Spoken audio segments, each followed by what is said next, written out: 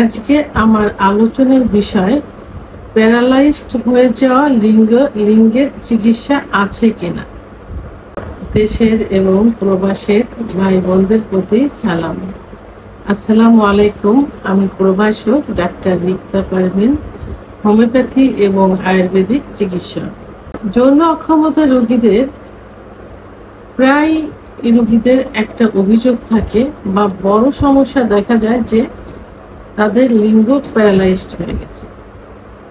Paralysed অর্থ লিঙ্গ দাঁড়াচ্ছে না, লিঙ্গ অলওয়েজ টাইম নিস্তেজ অবস্থায় থাকে। সহবাসের ইচ্ছা হয়, মনের দিক থেকে ইচ্ছা হয়, কিন্তু লিঙ্গ দাঁড়ায় না। লিঙ্গ না দাঁড়ানোর কারণে দীর্ঘদিন স্ত্রীর থেকে দূরে থাকতে হয়, আলাদা বিছানায় শুতে হয়।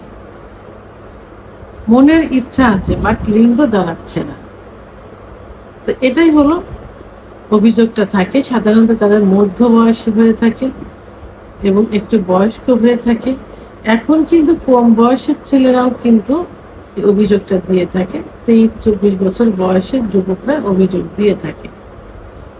তো এখন আমাদের জানতে হবে যে আসলে লিঙ্গের ভিতরে কি থাকে। লিঙ্গের ভিতরে থাকে হাড় থাকে না, অর্থাৎ বোন থাকে না, থাকে কি মাংস এবং রক্তনালী। এই রক্তনালীর ভিতর দিয়ে যত রক্ত চলাচল করবে লিঙ্গ তত বেশি সতেজ হবে, উত্থান হবে, মোটা হবে, বড় হবে। দ্বিতীয় যেটা সেটা হলো হরমোন। হরমোনটাই অবশ্য মেন। পুরুষের সেক্স হরমোন, টেস্টোস্টেরন হরমোন, এটা ছাড়া কিন্তু সেক্সুয়াল লাইফ চলে না। একটা ইঞ্জিন ছাড়া যেমন গাড়ি চলে না, টেস্টোস্টেরন হরমোন ছাড়া পুরুষের সেক্সুয়াল লাইফটা চলে না। তো এখন এই উত্থানজনিত সমস্যা অর্থাৎ লিঙ্গ প্যারালাইজড হয়ে যাওয়ার মূলের প্রধান যে কারণ সেটা হলো টেস্টোস্টেরন হরমোন কমে যাওয়া। তো এখন যদি ব্লাড সার্কুলেশন সঠিক মতো না হয়, এটাও কিন্তু টেস্টোস্টেরন হরমোন কমে যাওয়ার কারণেও কিন্তু এটা হয়ে থাকে। তো এখন পুরুষের যখন সেক্স উত্তেজনা হয়, সেক্স উত্তেজনা আসে সাধারণত ব্রেনের থেকে, নার্ভের থেকে। সেক্স উত্তেজনা হয় তখন টোটাল বডিতে রক্ত চলাচল করে, বিশেষ করে হার্টের থেকে লিঙ্গের ভিতরে রক্ত চলাচল বেশি করে। তখন লিঙ্গ কি হয়, লোহার মতো শক্ত হয়ে দাঁড়িয়ে যায়। আপনি মনে করেন যখন আপনার বয়স 15-16 বছর কি 20 বছর ছিল, তখন রোডে একটা মেয়েকে দেখলে, সেক্স জাতীয় কোনো কিছু কল্পনা করলে, কোনো ভিডিও দেখলে আপনার গা শিরিয়ে যেত এবং সঙ্গে সঙ্গে লিঙ্গ উত্থান হতো বা দাঁড়িয়ে যেত। কারণ যখনই ইচ্ছা হতো তখনই ব্লাড সার্কুলেশনটা পর্যাপ্ত পরিমাণে হতো।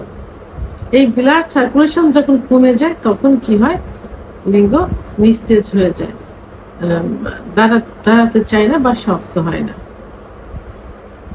তো এই যে এই ব্লাড সার্কুলেশন কমে যাওয়া পিছনে বিভিন্ন কারণ থেকে থাকে।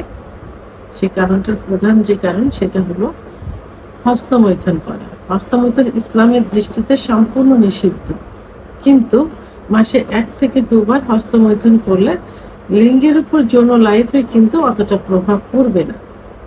কিন্তু যখন এই হস্তমৈথুনটা অতিরিক্ত হয়ে যাবে, নেশায় পরিণত হয়ে যাবে, অভ্যাসে পরিণত হয়ে যাবে, তখন কিন্তু লিঙ্গের যে শিরা থাকে, যে শিরার ভিতর দিয়ে রক্ত চলাচল করে, এই শিরাগুলো কি হয়, সংকুচিত হয়ে যায়। যার কারণে রক্ত চলাচল সঠিক মতো করতে পারে না, লিঙ্গ নিস্তেজ হয়ে যায়, আস্তে আস্তে প্যারালাইজড মতো হয়ে যায়।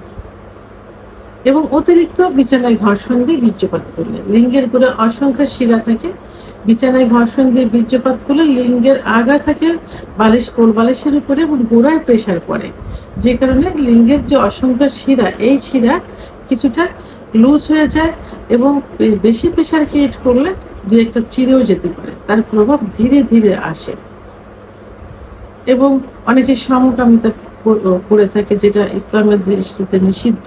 কারণ যৌন মিলন করার জন্য আল্লাহ তাআলা পুরুষ নারীকে সৃষ্টি করেছেন নির্দিষ্ট জায়গা দিয়ে, তার বাইরেই যখন হবে তখন সেটাই লিঙ্গের উপর প্রভাব, যৌন লাইফের উপর প্রভাব পড়বে। আবার অতিরিক্ত স্বপ্নদোষ, অতিরিক্ত যৌন মিলন, অর্থাৎ সবকিছু যৌনতা যখন অতিরিক্ত হয়ে যাবে তখন যৌন জীবনে প্রভাব পড়বে এবং লিঙ্গের শিরাগুলো সংকুচিত হয়ে যাবে, যার কারণে ব্লাড সার্কুলেশনটা সঠিক মতো হবে না, লিঙ্গ নিস্তেজ হয়ে যাবে, আস্তে আস্তে কি হয়, প্যারালাইজড মতো হয়ে যায়।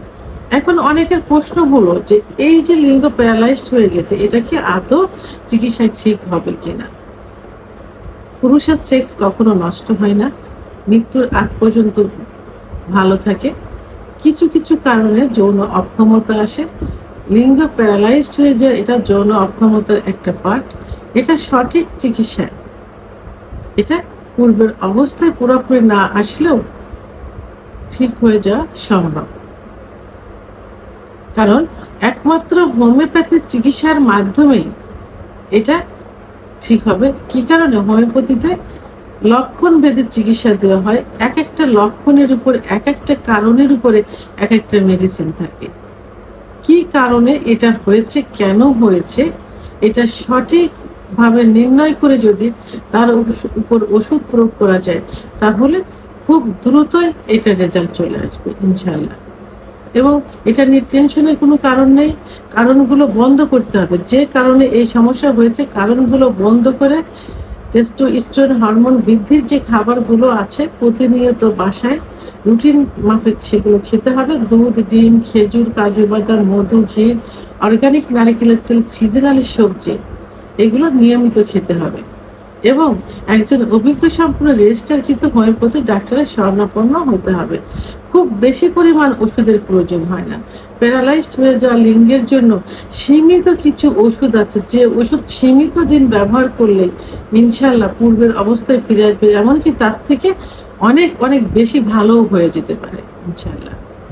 তো ভিডিওটি সম্পর্কে যদি কোনো মতামত থেকে থাকে অবশ্যই কমেন্টসের মাধ্যমে জানাবেন। আর ভিডিওটি ভালো লাগলে লাইক, কমেন্ট, সাবস্ক্রাইব করে আমার সঙ্গে থাকুন। আল্লাহ হাফেজ।